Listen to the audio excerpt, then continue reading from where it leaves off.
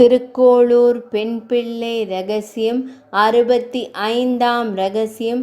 ஆரியனை பிரிந்தேனோ தெய்வவாரி ஆண்டானைப் போலே. சாமி, போன கதையில் ஆளவந்தார் திருவரங்கத்திலிருந்து திருவனந்தபுரம் புறப்பட்டார். புறப்படும் முன் தன் சீடரான தெய்வவாரி ஆண்டானிடம் திருவரங்கத்திலேயே தங்கி மடத்தை கவனித்துக் கொள்ளுங்கள் என்று கூறிவிட்டு சென்றார் என்று கதையை ஆரம்பித்தாள் அந்த சின்ன பெண். தெய்வவாரி ஆண்டான் தன் குரு ஆளவந்தாரிடம் அளவு கடந்த பிரேமை கொண்டவர். குருவை விட்டு என்றுமே பிரிந்தது இல்லை.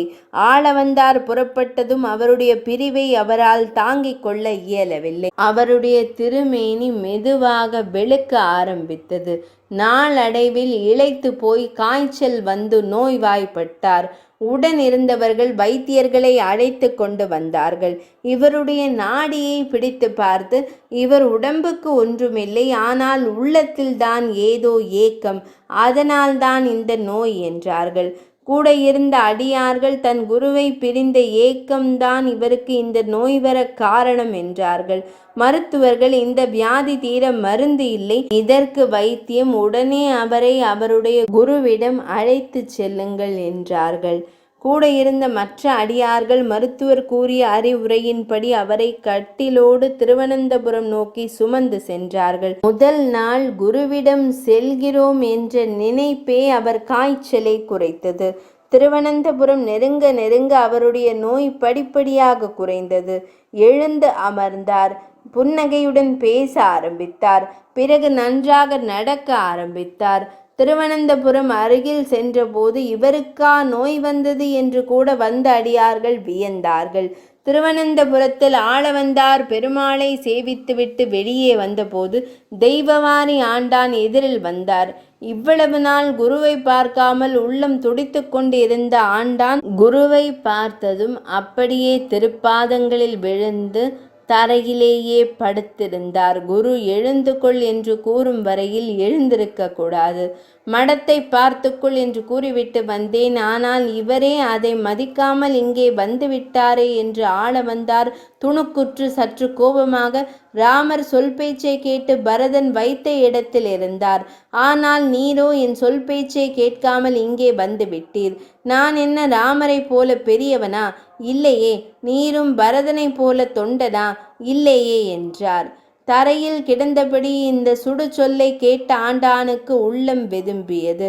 குருவை தேடிக்கொண்டு சிஷ்யனாக வந்தேன், ஆனால் குருவின் கோபத்திற்கு ஆளாகிவிட்டோம். சிஷ்யனாக இருப்பதற்கே இனி அருகதை இல்லாமல் போய்விட்டதே என்று மிகுந்த சோகத்தில் ஆழ்ந்தார் தெய்வவாரி ஆண்டான். எங்கே எழுந்து கொண்டால் அவர் கோபம் அதிகமாகி விடுமோ என்று அஞ்சி அப்படியே தரையில் கிடந்தார். என்ன ஆண்டானே, ராமரை போல என்னையும் வீரனாக்காமல் நீர் எழுந்திருக்க மாட்டீரோ என்று ஆளவந்தார் குத்தலாக கேட்க தெய்வவாரி ஆண்டான் செய்வதறியாமல் திகைத்து பரபரப்புடன் எழுந்து கொண்டார். கூட வந்தவர்கள் ஆண்டான் திருவரங்கத்தில் நோய்வாய்ப்பட்டு இருந்ததையும் வைத்தியர்களின் அறிவுரைப்படி அவரை அழைத்து கொண்டு வந்த கதையும் சொல்ல ஆளவந்தார் அவருடைய குருபக்தியை கண்டு வியந்து மகிழ்ந்து அவரை அணைத்து கொண்டு, ஆண்டானே, போய் திருவனந்தபுரம் பெருமாளை சேவித்துவிட்டு வாரும் என்றார். ஆண்டான், என்னுடைய திருவனந்தபுரம் எதிரே இருக்க, அங்கே எதற்கு நான் போக வேண்டும் என்றார். தெய்வவாரி ஆண்டானின் குருபக்தியை கண்டு எல்லோரும் வியந்து நிற்க ஆளவந்தார், என்னுடன் வாரும், சேர்ந்து பெருமாளை சேவிக்கலாம் என்று ஆண்டானை ஆலயத்திற்குள் அழைத்து சென்றார். சாமி, நான் தெய்வவாரி ஆண்டானை போல ஆரியனை குருவை பிரிந்தேனோ, பிரிந்ததால் மெலிந்தேனோ, மெலிந்து தளர்ந்தேனோ, ஆரியனை கண்டவுடன் தெய்வம் என்றானேனோ, எதுவும் நான் செய்யவில்லையே, அதனால் நான் ஊரை விட்டு போகிறேன் என்றாள் அந்த சின்ன பெண். உடையவர், பெண்ணே, தெய்வவாரி ஆண்டான் உங்கள் ஊர் மதுரகவி ஆழ்வார் போல தேவுமற்றறியேன் என்று இருந்தார் என்றார்.